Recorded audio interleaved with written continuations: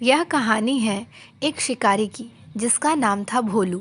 भोलू और उसका पूरा परिवार शिकार तथा खेती करके अपना जीवन बिताते थे। आज तो मैं कोई बड़ा शिकार करूंगा, तभी घर वापस जाऊंगा, चाहे इसमें कितने भी दिन लग जाएं। अरे, यह क्या? ये किस तरह का पेड़ बहता हुआ आ रहा है नदी में? यह पेड़ तो बहुत ही अलग है। ऐसा पेड़ तो मैंने आज तक पूरे जंगल में कहीं नहीं देखा है। इसका तना सुनहरे रंग का है और इसके फूल भी बहुत ही अलग प्रकार के हैं। यह पेड़ ऊपर से बहता हुआ आ रहा है। इसका मतलब है कि ऊपर इस तरह के बहुत सारे पेड़ होंगे। मुझे जाकर देखना चाहिए, क्योंकि इतने साल हो गए लेकिन आज तक हम में से किसी ने भी इस तरह के अनोखे पेड़ नहीं देखे हैं। उस पेड़ के तने को देखकर भोलू उसी तरह के दूसरे पेड़ों की तलाश में निकल जाता है और वह उसी नदी के रास्ते आगे बढ़ता है ताकि वो उन पेड़ों तक पहुंच सके। काफ़ी देर चलने के बाद भोलू एक तालाब तक पहुंचता है और वहां फिर से उसे कुछ ऐसा देखने को मिलता है जो उसने पहले कभी नहीं देखा। इतने खूबसूरत पंख! ये किस चिड़िया के पंख हैं? ऐसी चिड़िया तो मैंने आज तक कभी नहीं देखी। काफ़ी दूर चलने के बाद आखिरकार भोलू उस जगह पर पहुंच ही जाता है जहां पर वह सुनहरे और अनोखे पेड़ लगे हुए थे। अरे वाह! ये जगह तो बहुत ही अच्छी है। ये पेड़ कितने खूबसूरत है। आज से पहले तो हमें इस जगह का कोई पता ही नहीं था। और नहीं, ये क्या हो रहा है? मुझे तो चक्कर आ रहे हैं। लगता है मैं काफी देर तक चलने के कारण थक गया हूँ। काफ़ी दिनों तक चलने के कारण भोलू काफ़ी थक जाता है और इसी वजह से थक कर बेहोश हो जाता है।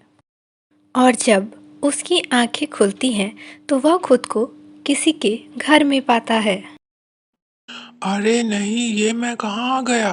पता नहीं ये किसका घर है और मैं इनके घर के अंदर कैसे आ गया हूँ?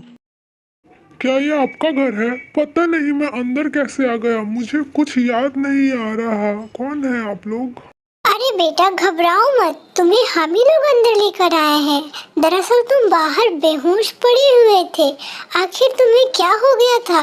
तुम कहाँ से आए हो और बाहर बेहोश कैसे हो गए थे? दरअसल मैं काफी दूर से आ रहा हूँ और कई दिनों से मैंने कुछ खाया नहीं था, इसीलिए मैं बेहोश हो गया था। कोई बात नहीं बेटा, तुम परेशान मत हो। तुम खाना खा लो और फिर आराम कर लो तो तुम्हें अच्छा लगेगा। खाना खाने के बाद भोलू काफ़ी गहरी नींद में सो जाता है और सुबह उसकी आंखें बच्चों की आवाज़ सुनकर खुलती है।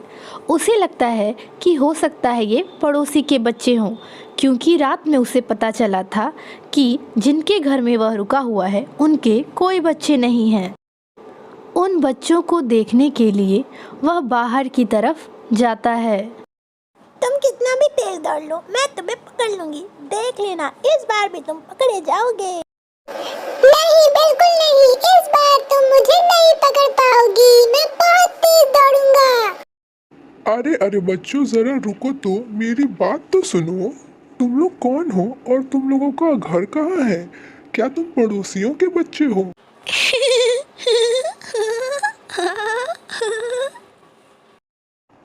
क्या हो गया? तुम लोग हंस क्यों रहे हो? मैंने ऐसा भी क्या पूछ लिया तुम लोगों से? अरे, तुमने हमें पहचाना नहीं? हम वही हैं जिन्होंने तुम्हें अपने घर पर रखा था और खाने के लिए खाना भी दिया था। इतनी जल्दी भूल गए तुम? नहीं, ऐसा नहीं हो सकता। मुझे पता है, उनके यहाँ पर तो कोई भी बच्चे नहीं थे। तुम बिल्कुल ठीक कह रहे हो। हम उनके बच्चे नहीं हैं, बल्कि हम लोग तो वही बूढ़े पति पत्नी हैं। लेकिन ये कैसे हो सकता है? ये तो नामुमकिन है। क्या तुम अभी तक नहीं समझे? हमारी ये दुनिया तुम्हारी दुनिया से बिल्कुल ही अलग है। यहाँ पर हम दिन ढलने के साथ साथ ही बड़े होते हैं। भोलू को उनकी बातें सुनकर काफी सदमा लगता है। उसे उनकी बातों पर विश्वास ही नहीं होता। तो क्या अगर मैं यहाँ रहूंगा तो मेरे साथ भी ऐसा होगा? मैं भी सुबह सुबह बच्चा बन जाऊंगा? नहीं नहीं, ऐसा नहीं हो सकता। हमारी दुनिया में बाहर का कोई भी आदमी आकर ज्यादा समय तक नहीं रह सकता और इसीलिए अब तुम्हें भी यहाँ से जाना होगा। और जब भोलू को पता चलता है कि वाकई में यह एक जादुई दुनिया है और उसका यहाँ रहना मुमकिन नहीं, तो वह अपने गांव वापस लौट जाता है।